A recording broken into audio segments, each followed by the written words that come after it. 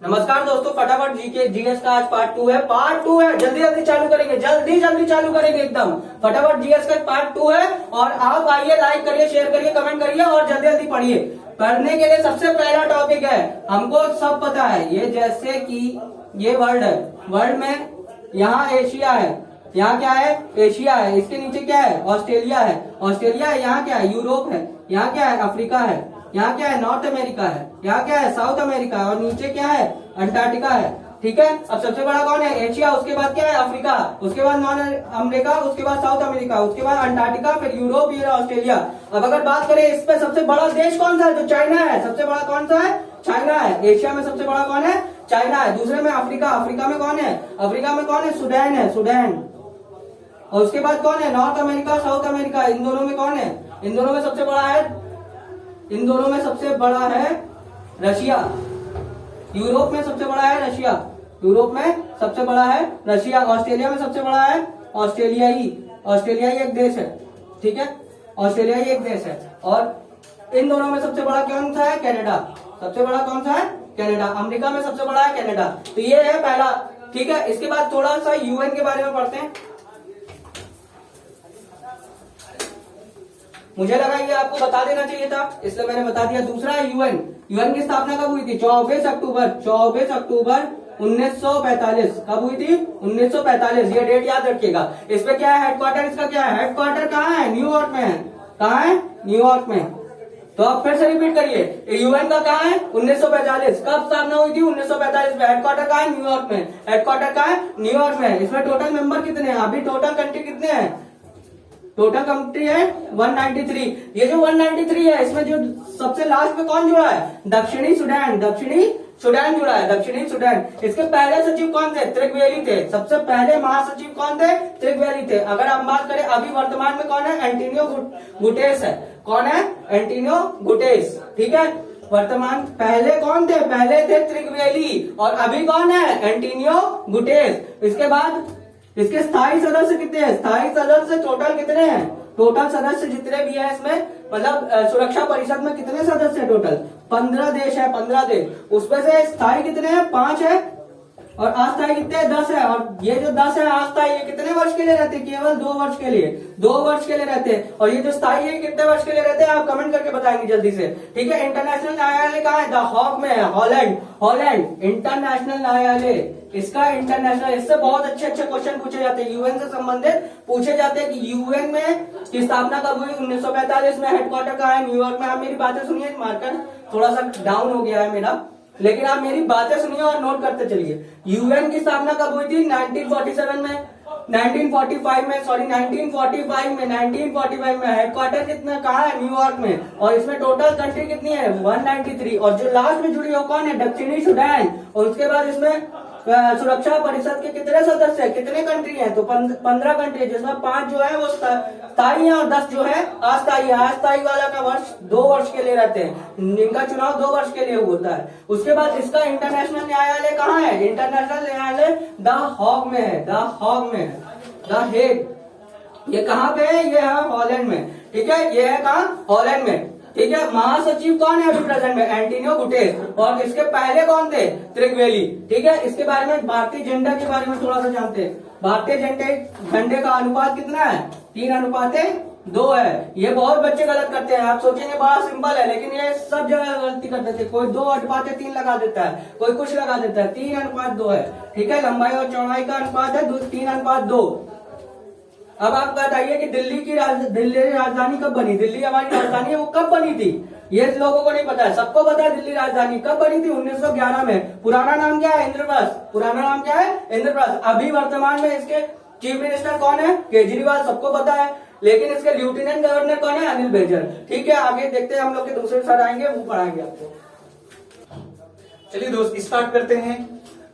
यहाँ पे 3 उत्तर प्रदेश के प्रमुख साहित्यकार हैं, उनके बारे में, उनका नाम और रचना के बारे में बताएंगे। मुंशी प्रेमचंद है, उन्होंने कौन कौन सा रचनाएं किया है, गबन किया है, गोदान किया है, सेवा सदन, रंगभूमि, क्रम भूमि, कर्म भूमि के बाद वरदान, हंस का संपादन।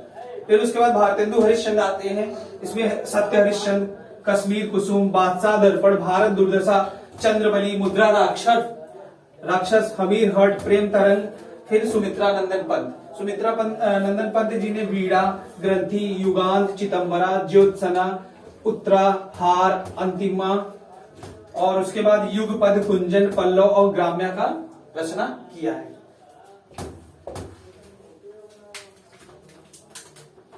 इसके बाद आपको अगले टीचर अपना जीएस बताएंगे।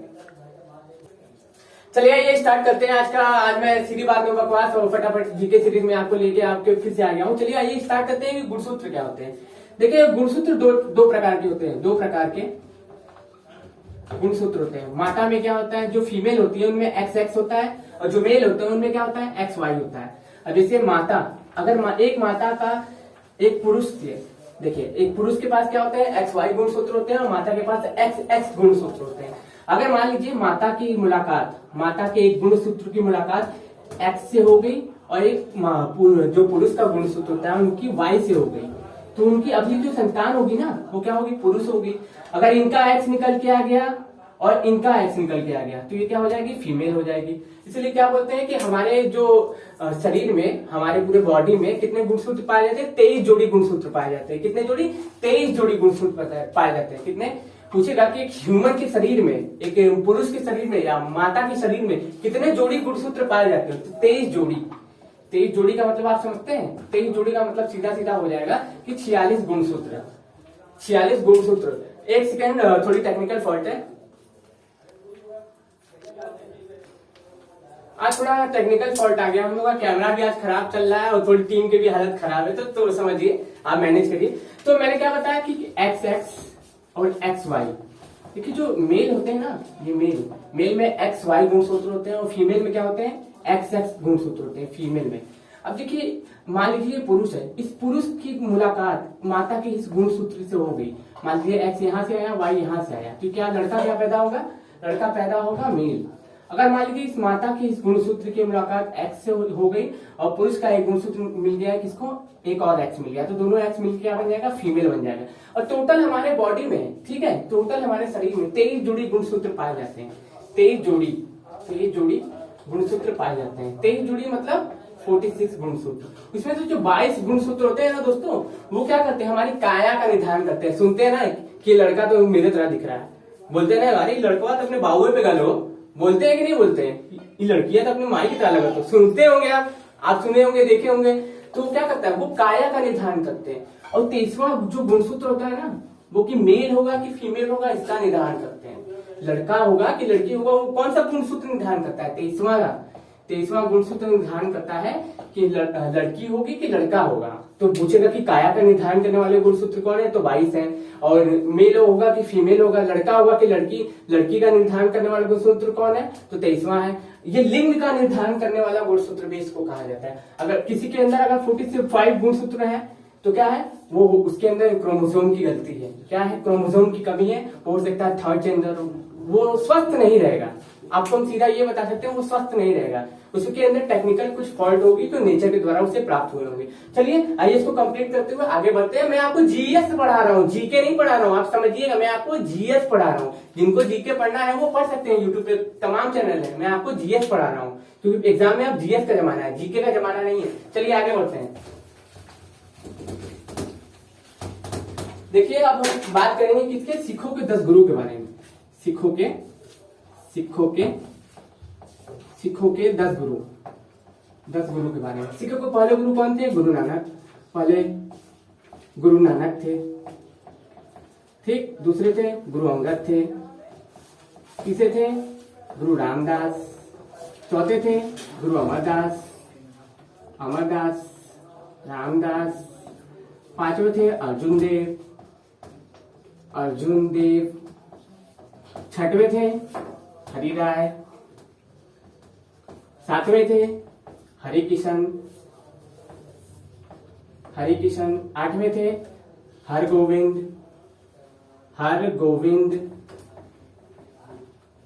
नौवें थे गुरु तेज बहादुर। और 10वें हम लोग के कौन है, गुरु गोविंद सिंह।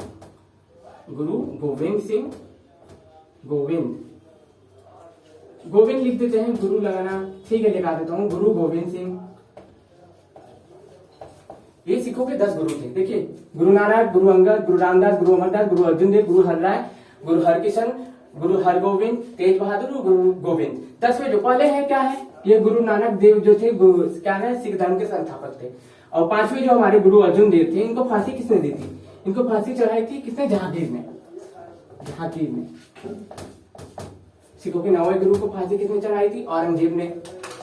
औरंगजेब ने। ये जो अर्जुन देव थे, इन्होंने क्या करवाया था? स्वर्ण टेम्पल का निर्माण करवाया था। क्या करवाया था? स्वर्ण टेम्पल। स्वर्ण टेम्पल जो आज तक कहाँ है? अमृतसर पंजाब में है। अमृतसर पंजाब में है स्वर्ण टेम्पल, जिसका निर्माण किसने करवाया था? गुरु अर्जुन देव ने करवाया था। इनकी और इससे एक क्वेश्चन और बनते हैं, गुरु गोविंद सिंह की हत्या कहाँ हुई थी? गुरु गोविंद सिंह की हत्या हुई थी पठानों के द्वारा की गई थी, वो ज्यादा इंपॉर्टेंट नहीं है। लेकिन ये याद रखिएगा कि किनको किसने फांसी दी थी, कि इनसे क्वेश्चन बनते हैं। गुरु अर्जुन देव को किसने फांसी दी थी? जहांगीर ने फांसी दी थी। और गुरु तेज बहादुर को किसने फांसी दी थी? औरंगजेब ने फांसी दी थी। इसी के धर्म के संस्थापक कौन थे? गुरु नानक थे। इतना क्वेश्चन इससे बनते हैं जो आपको फैक्चुअल डाटा के रूप में पाए जाते हैं और फैक्चुअल डाटा के रूप में पूछे जाते हैं। चलिए आगे बढ़ते हैं।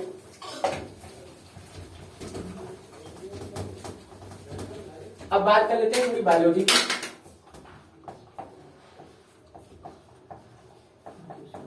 देखिए, बायोलॉजी में सबसे पहले एक क्वेश्चन होता है कि सेल क्या होते हैं।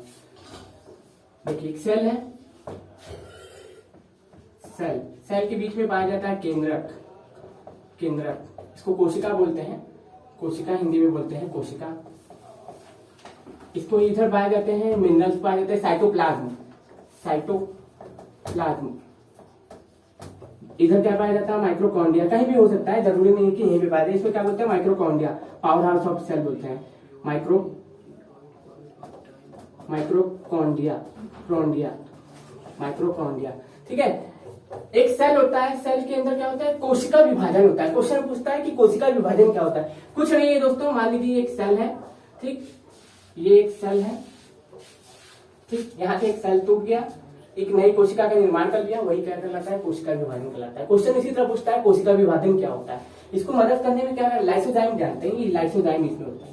एक कोशिका मर जाती है, एक कोशिका मरने के बाद क्या होती है? उस कोशिका अंदर रहेगी तो सड़ जाएगी, लेकिन अगल बगल वाले जो सेल रहते हैं अंदर से लाइसोजाइम छोड़ते हैं। उसके द्वारा क्या हो जाता है? लाइसोजाइम छोड़ने के द्वारा क्या हो जाता है? उसके अंदर जो मरी हुई कोशिका होती है वो समाप्त हो जाती है और नई कोशिका का निर्माण हो जाता है। उसी को क्या कहते हैं? कोशिका विभाजन कहते हैं। चलिए अगला क्वेश्चन देखते हैं, बायोलॉजी से ही है अगला क्वेश्चन। फटाफट जीके सीरीज में आपको आगे लेके चलता हूं मैं।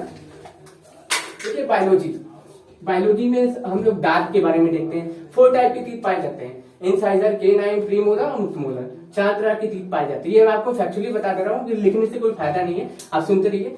प्रीमोलर और इंसाइजर, मुक्त मोलर और प्रीमोलर, 4 तरह के टीथ पाए जाते हैं। आप याद रखिएगा इसको, बस इसके बारे में ज्यादा चर्चा नहीं करते हैं। चलिए आइए आ जाते हैं, थोड़ा सा ज्योग्राफी में भी आ जाते हैं। ठीक, ज्योग्राफी में भी आ जाते हैं तो हम लोग यहाँ आते हैं। ये पेरू वाला एरिया है, ये दक्षिणी अमेरिका में पेरू वाला एरिया है।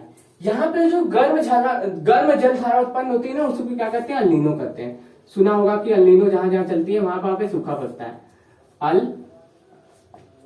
नीनो जहां जहां पे चलती है वहां पे गर्म हवा चलती है। और यहाँ के आसपास का जितना भी क्षेत्र होता है ना, यहाँ पे ठंडी हवा का क्षेत्र होता है। ठंडी हवा का क्षेत्र होता है। अब ठंडी हवा है, जाहिर सी बात है भारी होगी, उसके अंदर पानी नहीं होगा तो वो वर्षा कराएगी नहीं। इसलिए गर्म हवा हल्की होती है, इसमें वर्षा होता है और वो वर्षा कराती है। तो पेरू के तट पर उत्पन्न होने वाली जो ठंडी जलधारा होती है उसे क्या बोलते हैं? अल नीनो बोलते हैं। यहाँ पे आपको रॉकीज एंडीज जैसे पर्वतमालाएं मिल जाएंगी नॉर्थ अमेरिका में। नॉर्थ अमेरिका के बारे में बहुत कुछ जानने को है।